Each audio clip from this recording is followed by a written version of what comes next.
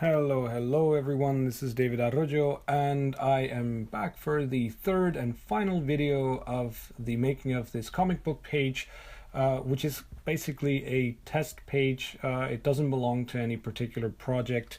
It's just for me to gain some additional experience, try some new things out that I might then apply for future projects.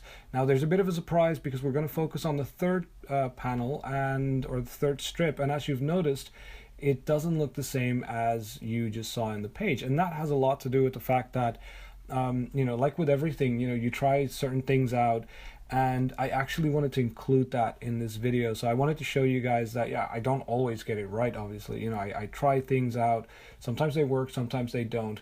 Now in this case it didn't work out, and you'll see why towards the end.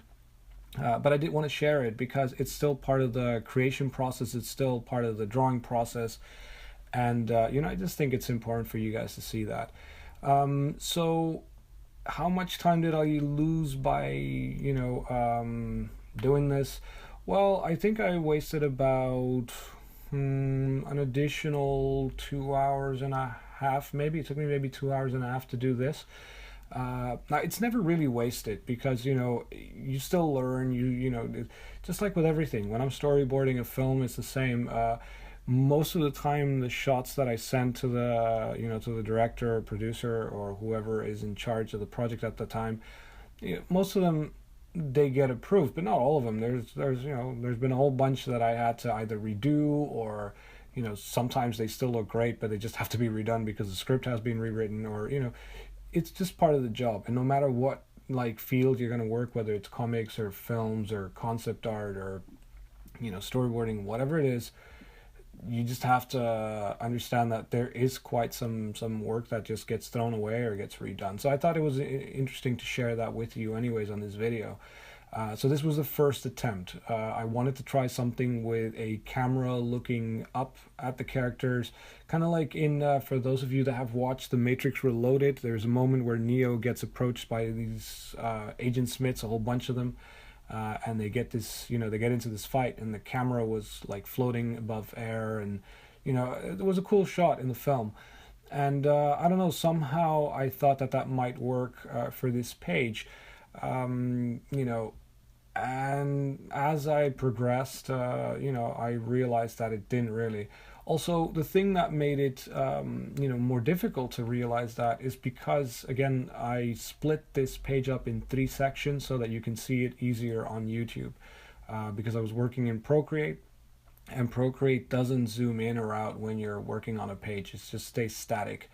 The whole process stays static, so that basically made me split it up in 3. And maybe if this would have been an entire page while I was drawing, then I would have noticed that it wasn't working that quickly. But either ways, like I said, I can, it's not thrown away time. You can still use it for something else or just for the experience, either ways.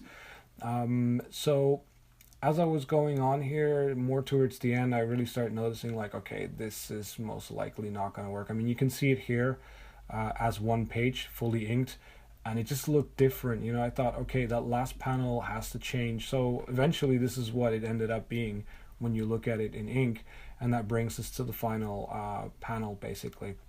So my second attempt, I started drawing this out first just by heart, no reference, as I have this bad habit of not using reference too often.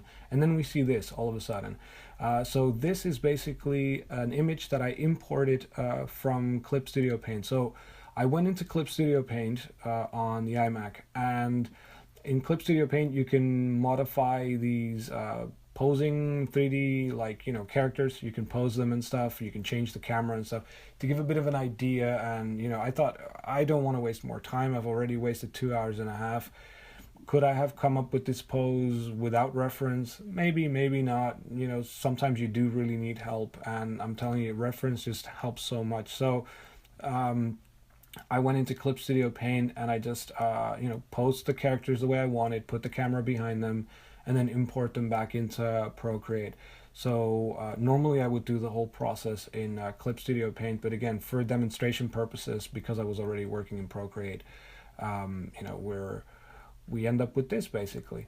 Now, the good thing about using reference is that you tend to get better quality because, you know, your poses are right, your perspective is right, and it also happens to be my favorite panel out of the entire page. This is the one that I like the most. So for those of you out there that don't know Clip Studio Paint, that are into making comics, and you know you need some type of software to pose your characters, really, Clip Studio Paint is the way to go. It really is. I mean, it's made to make comics. So it used to be called Manga Studio. They were up to version 5, and no, I really recommend it for making comics. It's really the way to go. For coloring, it's the one weak point I think it has. It's, you know, it's not as extensive as I would like it to be in terms of coloring process, but for penciling, inking, layout, just, you know, creating your page, your line art, there is no second, you know, there's just no alternative. I think it's the best option out there at the moment. Okay, so getting back to this part of the process. Some of you might also have noticed already that when I ink on 2 different layers. So I do first a line layer only, so only the lines, no shading like I'm doing here. You know, this is where I start adding the dark areas where I want you know, to create the depth. And I like to do that on a separate layer in case I mess it up. Because you do need to use your brain quite a bit to get the lighting right. Sometimes you change your mind, like I've done before, and I'll do it again here during the drawing, and later on you'll see that I'll remove some of the shading. So I like to do these on 2 separate layers. If I combine them, sometimes I do, sometimes I don't. But the majority of the time, yeah, I'd like to do it separately to have some more control over what where the lighting is coming from and not. Also, it's easier to color things in.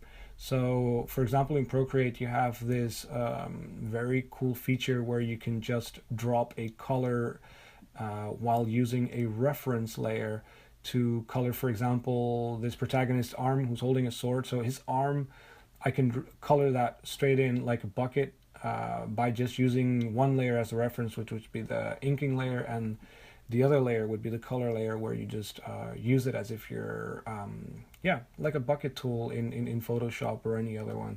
It's very cool, very accurate, and you can modify the you know, the intensity and all that stuff. So definitely check that out as well. And then I do a shadow layer, which is basically a multiply with a darker color. Most of the time I do something either in the direction of grayish or blue. I like to go in towards the cold colors, the blue ones. And then yeah, there you go. You know, here is now the last bit. This is the final piece. I hope you guys liked it. This strip and the other ones, you know, they all get color corrected in Photoshop. That's why I love Photoshop. And there we go. That's me making comics. So I hope it has inspired you to make your own. And feel free to subscribe if you want to see more of this stuff.